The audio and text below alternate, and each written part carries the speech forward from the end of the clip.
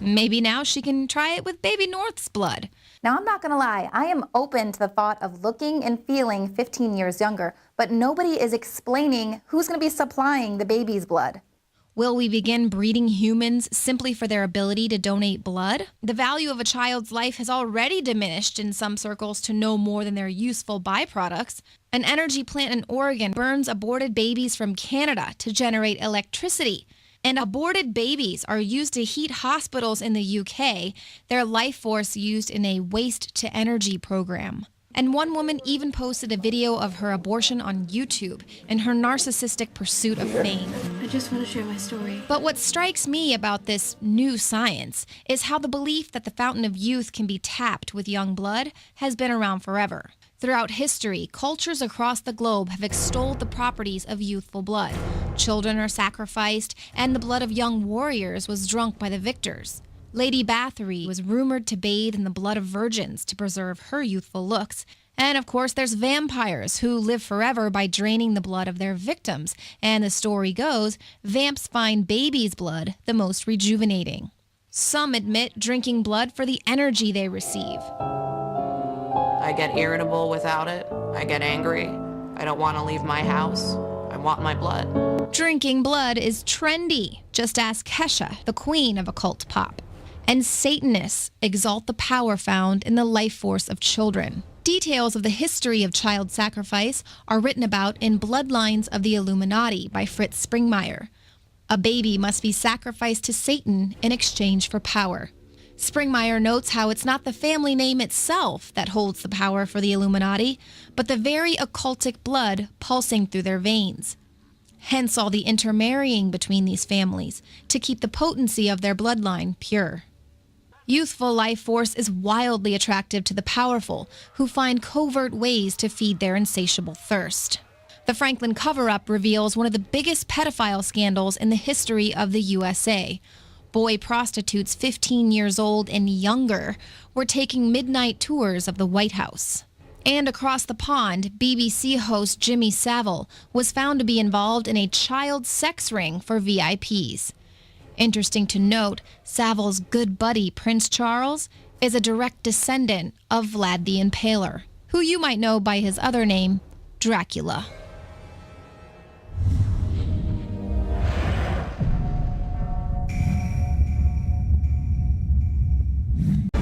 Welcome back. Now, as we just heard, as the occult is going mainstream, we see that tonight, in spite of 20,000 people signing a petition that they didn't want to see this happen, Harvard is going to have a Black Sabbath celebrated on campus.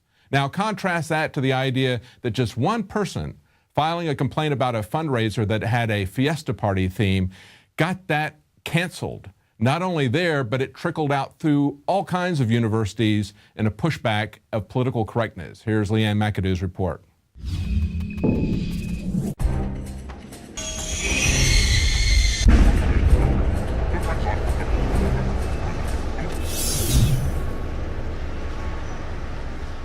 Every year, colleges across the country hold annual all-you-can-eat taco fiestas. But apparently, that was a little offensive to some this year. So they banned the word fiesta from college campuses. You can't wear sombreros. You can't wear racially insensitive cowboy and Indian costumes and all sorts of things. Have we gone too far? Should we make Fiesta change their name because it is racist and offensive to a handful of people? A lot of college campuses now are having to stop throwing parties that have a cultural theme because people find it offensive.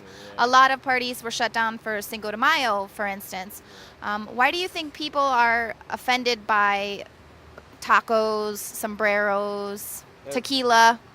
Just people just find a bunch of different like racial things. Just like for instance, like you said, the taco shirt or like sombreros and stuff like that. They think like you're making fun of them type things or something like that, you know. So a bunch of people just have different perspectives on things like that.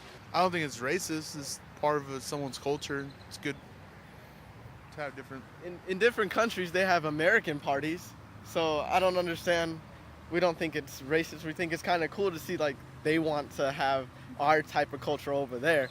So for us to be sensitive and to shut down Cinco de Mayo parties, that's going a little too far. I'm the kind of guy that doesn't really get that offended that much, so I think a lot of it's blown out of proportion. Yeah. I understand being sensitive to people, but it seems like recently more and more they're getting more nitpicky about what to be offended about. It seems like being offended is the cool thing to be. So I don't think so. No? I don't. I mean, the students wear the. Yeah, well, they basically say they can't have fiestas because having a fiesta is racist. I don't think so. What? Look at this liberated person here. Do you think that I should learn Spanish? You want Spanish? Oh my God. Some sorry, I mean, no English. Okay. I feel like we've gotten very politically correct, taking it to the extreme. Is that politically correct though? Is it? Or is it just being really sensitive like you're saying? Because I mean, we're here in America, we're supposed to be equality of any race. That's what we were built upon, and now it's like no, don't do that. You're too, I don't know. Yeah, it's supposed to be about embracing other cultures, but now it's like, no, you can't do that because that doesn't represent me. In this particular case at Dartmouth, it was one girl that said she was offended, and the other students were like, why? It's just fun. It's a fiesta. They're not allowed to say the word fiesta. it just seems like that's it's all the rage, you know? Yeah, well, it seems like when you go to college and get a degree, that's the new thing, is to fight for these arbitrary offenses against your culture or this or that.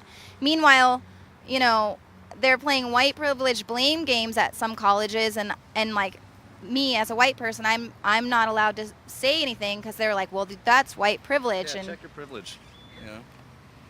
my mom didn't pay for me to go to school, but that's what they're saying, is that I had a privileged life and that I didn't work really hard. Should I be offended? I would if I was in your situation. I would. I mean, might as well. If They were like, you didn't build that. I tried, it's like I tried my hardest to get to where I am today, and for you to take that away from me, that's horrible. And then for them to say, no, we can do it for you, but you can't say anything bad about us. It's like, where's the equalness? I don't know. Do you think it's okay that only white people should be able to have hamburgers? No. 'Cause we did that. No, I don't think it's okay. I mean, like myself, you couldn't tell that I'm mixed. My dad's black and white, and my mom is Mexican. So it's like, I got everything in me. Well, apparently now America has become the place where we stop celebrating. It's the manila envelope of the world. Manila envelope, like that. Yeah, we used It's an to. interesting word for it. We're all manila. I think every culture has the right to celebrate however they want to celebrate, and you're not forced to celebrate something you don't want to. Same thing with Christmas or other holidays. There's Kwanzaa, you don't have to celebrate them. Every person has a right to do what they want to do. Well, it is America. I mean, that's. We were founded on those rights. Yeah. So you like hamburgers, Yeah, I do. and I like tacos. I mean, I don't get it. Well, that's it for tonight's news, but stay tuned. Right after the program, Jakari Jackson takes a look at what Ted Cruz's Obama report missed. Join us tomorrow at 7 Central, 8 p.m. Eastern. Senator Ted Cruz of Texas has released a report detailing the abuses by the Obama administration. The list is well compiled and includes things like misguiding the press on Benghazi, as well as ordering Boeing to fire 1,000 employees in South Carolina. As good as the report is, here are 10 items that it doesn't include. Number 10, the White House ignoring petitions they encourage citizens to file. Now, there are petitions that request the building of a functioning Death Star, but those are contrasted by very practical requests to label GMOs. Number 9, wasteful spending surrounding the affectionately labeled Obama phone program. I have another one in my pocket, too. Baltimore City resident Monique Crawford has plenty of cell phones. I have about like 6 in my purse now. And a few more at home. Each and every one of these phones work. At home, I know I have about 30, and all of them are on. But how did she manage to amass such a cellular jackpot? How long did it take you to get all these phones? 5-10 minutes to get this one just now, and I walked out with this one just now. Well, partly thanks to you. That's because anyone who pays a cell phone bill also subsidizes the phones filling up Monique's purse, courtesy of a charge buried in your monthly bill called a universal access fee. Number 8, denying a Christian family's request for asylum while granting driver's licenses to undocumented California workers who can sneak past Border Patrol. Number 7, refusing to debate climate change while intentionally bankrupting the coal industry. So if somebody wants to build a coal-powered plant, they can. It's just that it will bankrupt them because they're going to be charged a huge sum for all that greenhouse gas that's being emitted.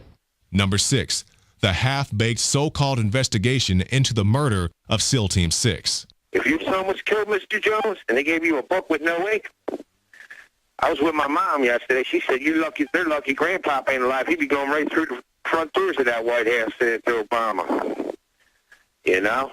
We need some answers here. Somebody has to be held accountable. I just don't want to hear it was a bad plan, lucky shot, all that bull. I need somebody to go to jail. This is murder. This is murder, Mr. Jones. My son knew in June somebody was setting him up, but he didn't think somebody on his own side. Number 5, blaming Assad for chemical weapons attacks when there is video evidence of Syrian rebels carrying out at least one attack. Yesterday, the United States presented a powerful case that the Syrian government was responsible for this attack on its own people. Our intelligence shows the Assad regime and its forces preparing to use chemical weapons, launching rockets in the highly populated suburbs of Damascus, and acknowledging that a chemical weapons attack took place. Number 4, never shutting down Guantanamo Bay, where human rights violations continue to take place. I have said repeatedly that I intend to close Guantanamo, and I will follow through on that. I've said repeatedly that America doesn't torture, and I'm going to make sure that we don't torture. Those are part and parcel of an effort to regain America's moral stature in the world. Number 3, telling his former press secretary to act as if the drone program never existed. When I went through the process of becoming press secretary, one of the first things they told me was, you're not even to acknowledge the drone program. You're not even to discuss that it exists. Wow. And so I would get a question like that, and literally I couldn't tell you what Major asked, because once I figured out it was about the drone program, I realized I'm not supposed to talk about it. Number 2, blatantly targeting the Second Amendment. What I'm trying to do is to get a broader conversation about how do we reduce the violence generally. Part of it is seeing if we can get an assault weapons ban reintroduced, but part of it is also looking at other sources of the violence. Because frankly, in my hometown of Chicago, there's an awful lot of violence, and they're not using AK-47s, they're using cheap handguns. And number 1, lying to America's face. If you've got health care already, then you can keep your plan if you are satisfied with it. If you like the plan you have, you can keep it. I intend to keep this promise. If you like your health care plan, you'll be able to keep your health care plan. If you like your plan and your doctor, you can keep them. You'll be able to keep your health care plan. If you like your plan, you keep your plan. If you like your doctor, you like your plan, you can keep your doctor, you can keep your plan. You like your current insurance, you keep that insurance. Period. Much like Senator Cruz, we can't include all the abuses because we simply don't have enough time to go through them all. But you can find all these and much more on INFOWARS.com. You are watching the INFOWARS Nightly News, which airs 7 p.m. Central at INFOWARSnews.com. Members can share their passcodes with up to 11 other people, and your support is helping us defend liberty worldwide.